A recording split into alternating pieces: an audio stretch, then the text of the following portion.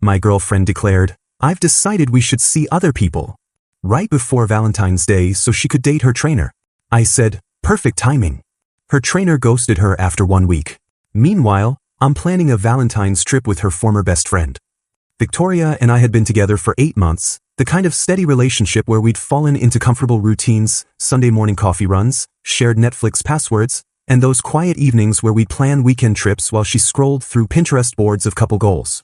I'm a 27-year-old project manager at a tech consulting firm, the type who actually enjoys creating spreadsheets and believes in planning ahead, so when Valentine's Day was approaching, I'd already started researching restaurants and thinking about whether this might be the year I'd say something more serious about our future. Then, on a Tuesday night exactly 2 weeks before Valentine's Day, Victoria dropped the bomb that completely blindsided me.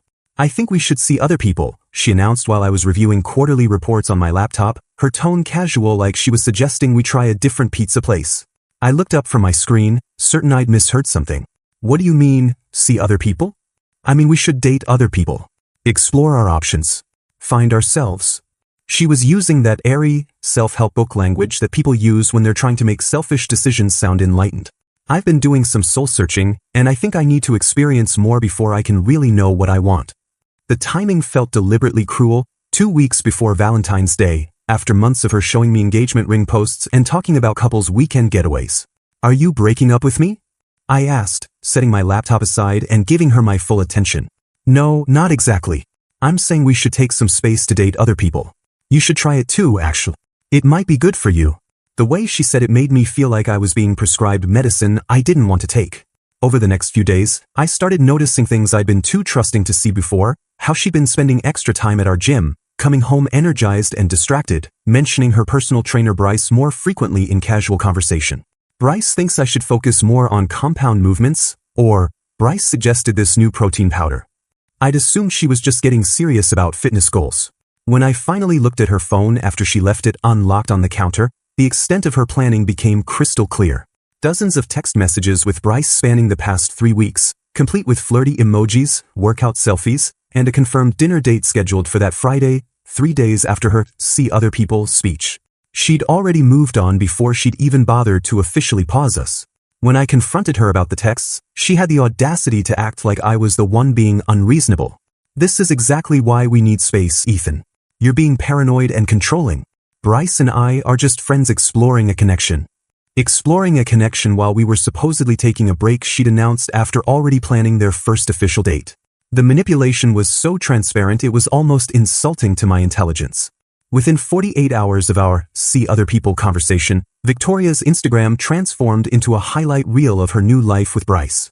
Gym selfies with him spotting her during bench presses, expensive dinner photos at steakhouses I'd never been able to afford on my salary, and couples workout videos with captions like, "Finally found my fitness motivation," and "When your trainer becomes your everything."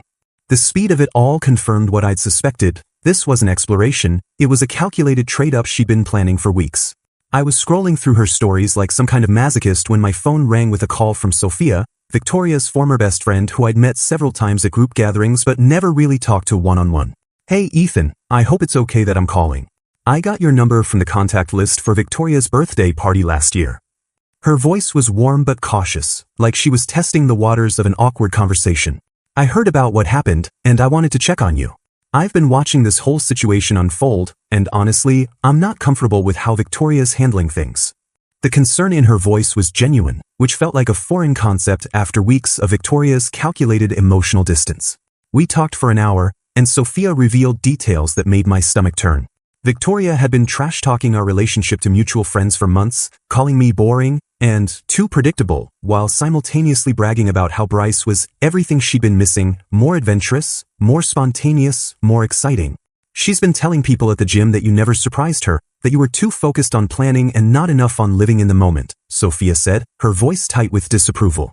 "It's been really hard to watch, especially knowing how thoughtful you actually are." The irony wasn't lost on me. Victoria complained I was too much of a planner while she'd been meticulously planning her exit strategy for weeks. When Sophia mentioned she was a professional event planner who specialized in romantic occasions, I initially thought it was just casual conversation, but then she made an offer that surprised me. "I know this might sound crazy, but if you want to do something special for yourself this Valentine's Day, I'd love to help you plan it. Not as a business thing, just as someone who thinks you deserve better than moping around while she parades her upgrade all over social media. Her offer felt like a lifeline I didn't know I needed. We started meeting up to brainstorm ideas. Initially just coffee dates where she'd show me venue options and restaurant possibilities on her tablet, but gradually our planning sessions became the highlight of my week. Sophia had this infectious enthusiasm for creating memorable experiences, and she listened to my ideas with the kind of attention Victoria had stopped giving me months ago. "What if we plan something that's completely you?" she suggested during our third meeting. "Not trying to compete with Gym Boy's flashy dinners, but something that shows your actual strengths. You're thoughtful, reliable, someone who pays attention to details that matter."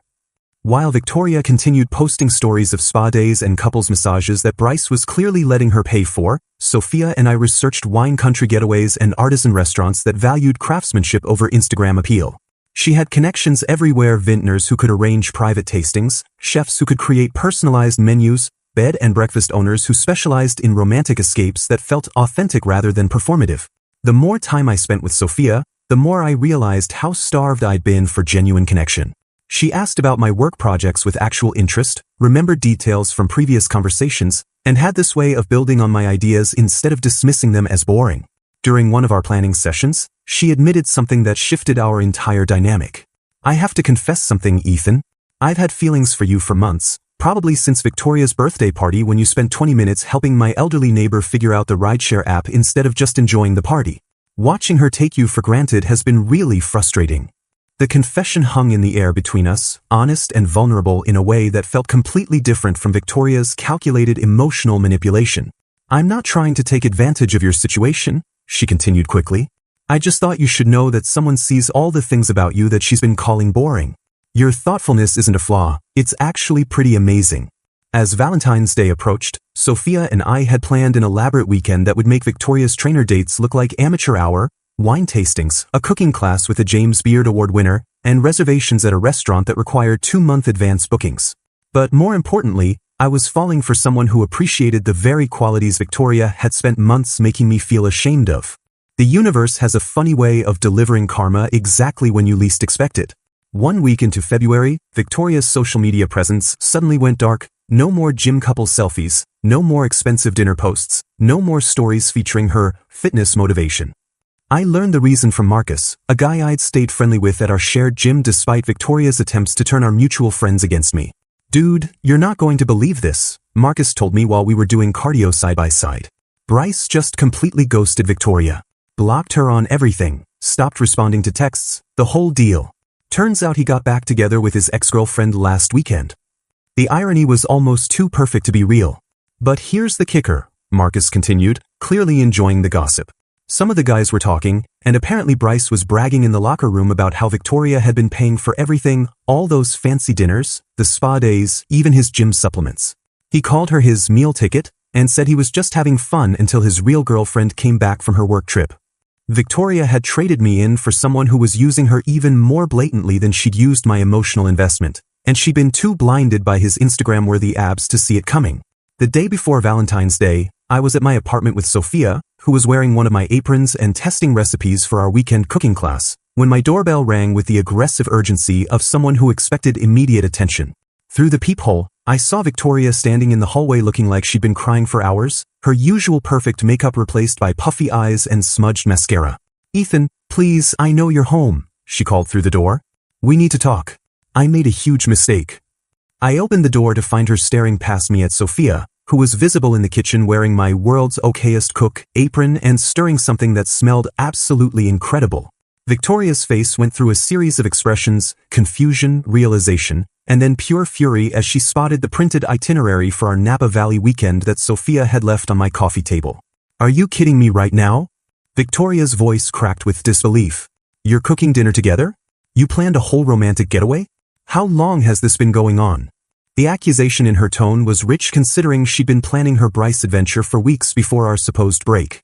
"Since you decided to explore your options with your trainer," I replied calmly. "Turns out I found something better while you were busy upgrading."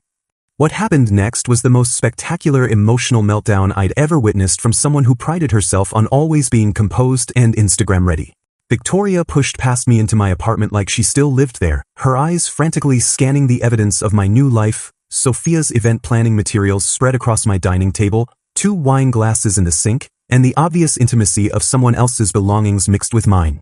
"This is insane," she said, her voice getting higher with each word. "You're seriously dating my best friend?" While I was just taking a break to figure things out.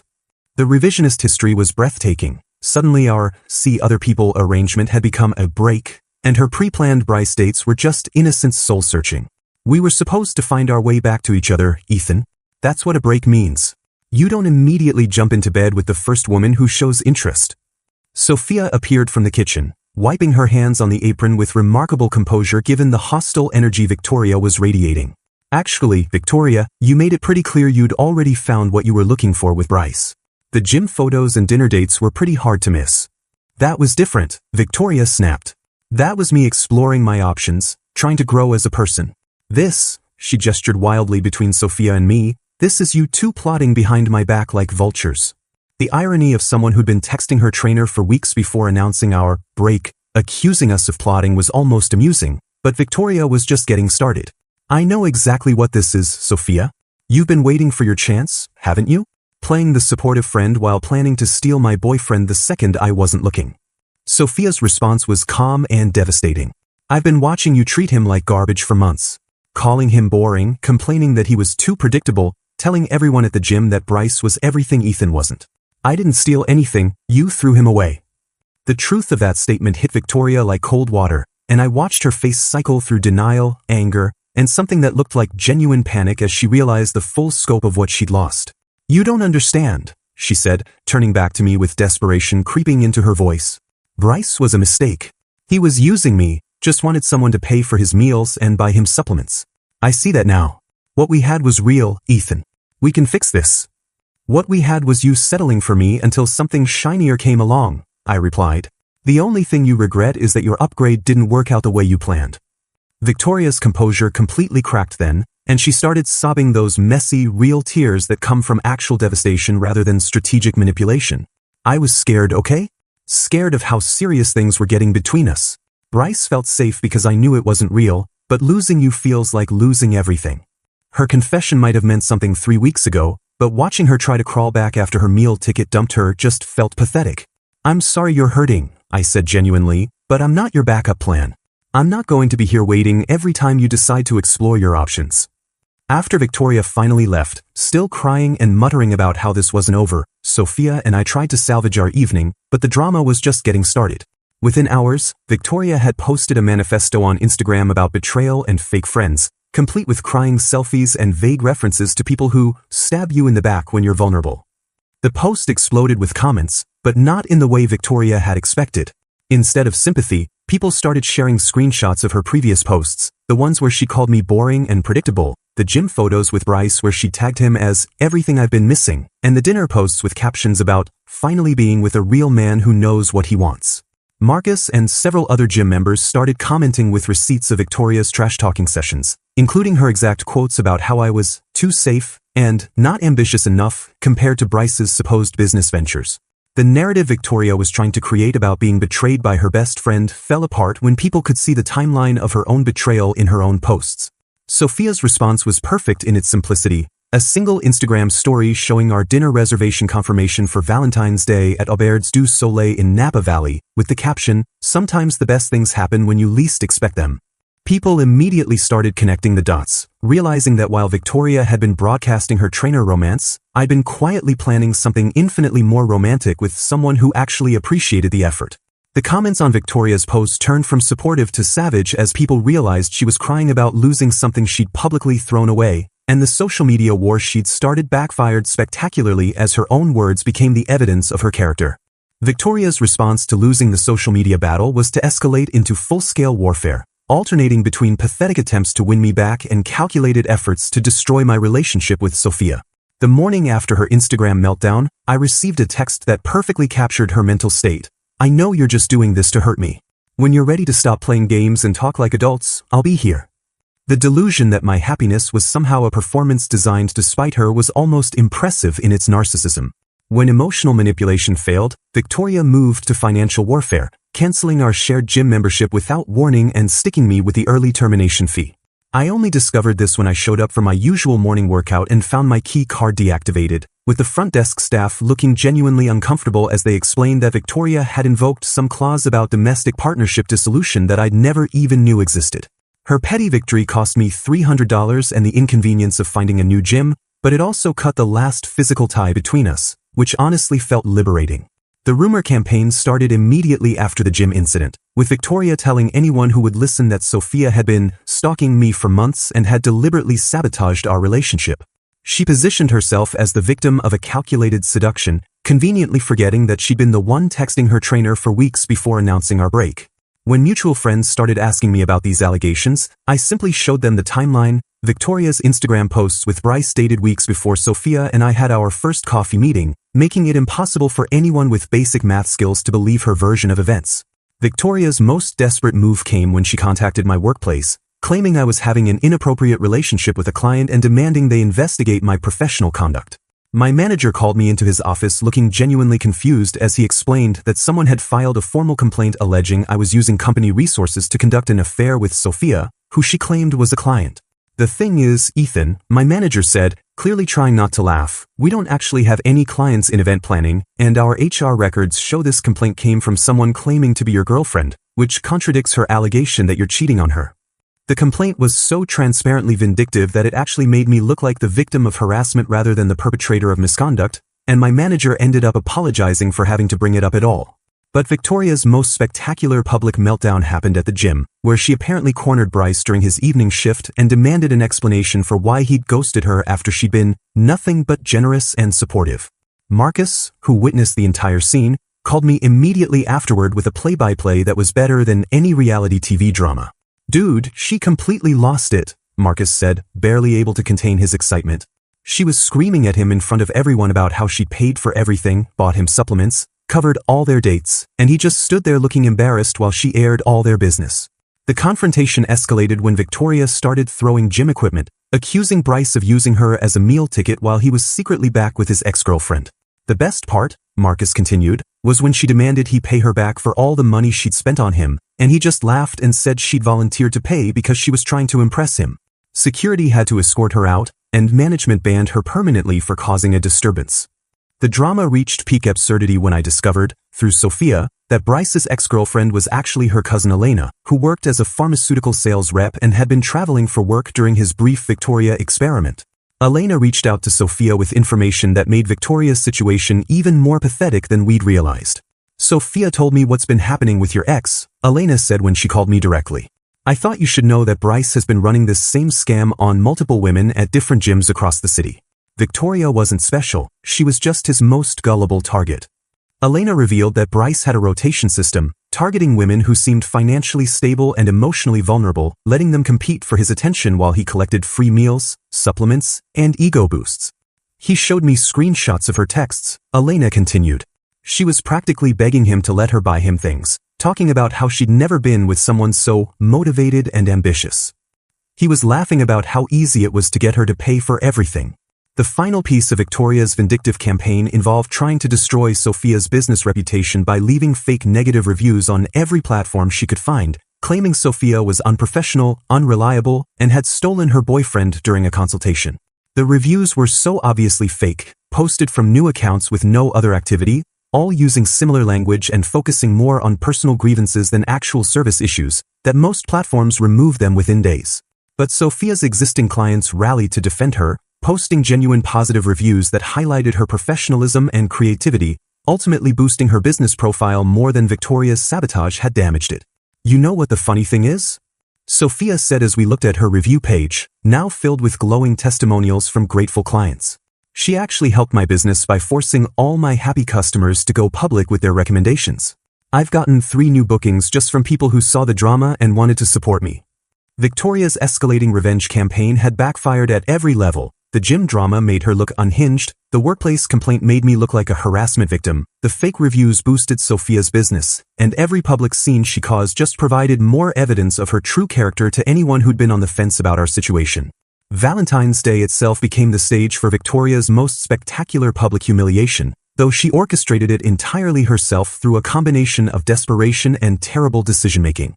Somehow, She discovered our dinner reservation at Chez Laurent, probably through social media stalking or mutual friends, and decided that crashing our romantic evening with witnesses would expose our affair and win public sympathy for her situation. Sophia and I were enjoying appetizers and wine when Victoria burst through the restaurant's entrance like she was staging an intervention, flanked by two women I recognized from the gym who looked increasingly uncomfortable as they realized what they'd been recruited for. "There they are," Victoria announced loudly enough for half the restaurant to hear, pointing at our table with the dramatic flair of someone who'd been rehearsing this moment. The cheating boyfriend and the backstabbing best friend, having their romantic Valentine's dinner while I'm left picking up the pieces of their betrayal. The entire restaurant went silent, with couples pausing mid-conversation to stare at the unfolding drama, but Victoria seemed energized by the attention rather than embarrassed by it. "I brought witnesses," she continued, gesturing to her increasingly mortified companions, "because I want everyone to see what kind of people you really are. Sneaking around behind my back, planning this whole relationship while pretending to be my friend." Her gym friends, Ashley and Monica, were clearly starting to realize they'd been manipulated into participating in something much more unhinged than Victoria had described when recruiting them for this mission. Before I could respond to her accusations, the restaurant manager appeared with the kind of professional composure that comes from years of dealing with difficult situations. "Excuse me, Miss Chin," he said, addressing Sophia with obvious recognition and respect. "I'm so sorry about this disruption. We certainly didn't expect anyone to disturb your Valentine's celebration." It turned out that Sophia had planned and executed the restaurant's grand opening events 6 months earlier, creating an elegant wine-tasting experience that had launched them successfully into the local fine dining scene. "Miss Chin is one of our most valued event partners," the manager continued, his tone becoming firmer as he addressed Victoria's group. "I'm going to have to ask you and your friends to leave immediately. This behavior is completely unacceptable in our establishment." The moment when Victoria realized that Sophia wasn't just some random woman who'd stolen her boyfriend, but a respected professional with actual standing in the community, was visible on her face like watching someone's entire worldview collapse in real time. "You can't kick us out," Victoria protested, her voice getting shrill. "I'm exposing their affair. People deserve to know the truth about what kind of people they really are." "Ma'am, you're causing a disturbance during other guests' romantic dinners," the manager replied firmly. "If you don't leave voluntarily, I'll have to call security." Ashley and Monica, who'd been growing more embarrassed by the minute, finally reached their breaking point when other diners started pulling out phones to record the spectacle. "Victoria, we're leaving," Ashley said firmly. "You told us they'd been cheating for months, but her Instagram shows they only started dating after you were already with that trainer guy. You lied to us." Monica nodded in agreement, backing toward the exit. "This is insane. We thought we were supporting a friend who'd been betrayed, not helping you stalk your ex-boyfriend." Watching her backup abandon her in real time was the final blow to Victoria's rapidly crumbling dignity, and she stood alone in the middle of an upscale restaurant on Valentine's Day, surrounded by couples who were now openly recording her meltdown for social media posterity. The video of Victoria's restaurant outburst went viral on local Facebook pages and neighborhood apps within hours, with people sharing it as an example of unhinged ex-girlfriend behavior and cautionary tale about social media stalking. Her employer, a boutique fitness apparel company that prided itself on promoting positive lifestyle choices and empowered women, saw the video by the next morning and fired her immediately for unprofessional conduct that reflects poorly on our brand values. The final image that perfectly captured Victoria's Valentine's Day was a selfie someone spotted her taking alone at a McDonald's later that evening, posting passive-aggressive Instagram stories about people who show their true colors, while surrounded by Happy Meal boxes and looking like she'd been crying for hours. The aftermath of Victoria's public meltdown was swift and definitive. Within 2 weeks of the restaurant incident, she deleted all her social media accounts, moved back in with her parents in Oregon, and essentially disappeared from our social circle entirely. The combination of losing her job, her reputation, and any remaining friend support had finally forced her to face the consequences of her choices, though I doubted she'd learned anything meaningful from the experience beyond the fact that public tantrums have social media consequences. Sophia and I, meanwhile, were building something genuine and lasting. 3 months into our relationship, I'd never been happier or more confident in a partnership. She'd helped me plan surprise birthday parties for 2 of my coworkers, organized a promotion celebration dinner that had my entire team raving about her creativity, and somehow made every weekend feel like an adventure worth documenting, not for Instagram validation but for our own memories.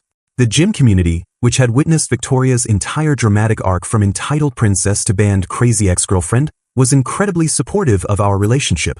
Marcus and several other members had started asking Sophia for event planning advice, And even Ashley and Monica had approached us separately to apologize for initially believing Victoria's manipulation.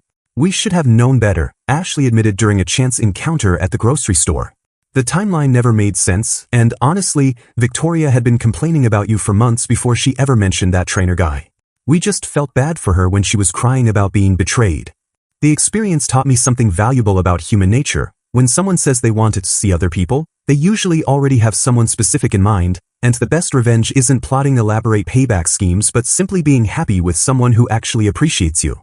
Victoria had spent so much energy trying to hurt me that she destroyed her own life in the process, while I'd accidentally found my perfect partner by focusing on building something positive instead of dwelling on what I'd lost.